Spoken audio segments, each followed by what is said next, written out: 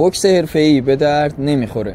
جریان از این قراره که قوانین فدراسیون جهانی بوکس تا قبل از سال 2016 جوری بود که اگه بوکسوری حتی یک راند بازی حرفه‌ای تو کارنامش داشت، دیگه حق شرکت تو بازی المپیک رو نداشت. ولی برای المپیک 2016 برزیل آیبا استثناء قائل شد و مجوز حضور بوکسورهای حرفه‌ای رو صادر کرد. همون سال مایک تایسون توی مصاحبه گفت که المپیک قتلگاه بوکسورهای حرفه‌ایه. همینطور هم شد از بین بوکسورهای حرفه‌ای که توی اون المپیک شرکت کردن حتی یه نفرشون موفق نشد روی سکو بره و مدال گردنش بندازه. سخت‌ترین سطح بوکس آماتور هستش که تو بازی‌های المپیک و جهانی برگزار میشه. شاید با خودتون بگیم پس چرا بهش میگم بوکس حرفه‌ای؟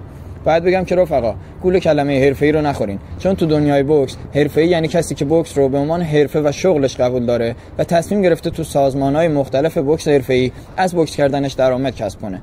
من همیشه این نکته رو به بچه‌هایی که تازه بوکس رو شروع می‌کنن گفتم، اگه پیشرفت بوکست برات مهمه، باید از روی فیلم‌های بازی‌های المپیک آنالیز و الگو برداری کنی، نه بازی‌های حرفه‌ای.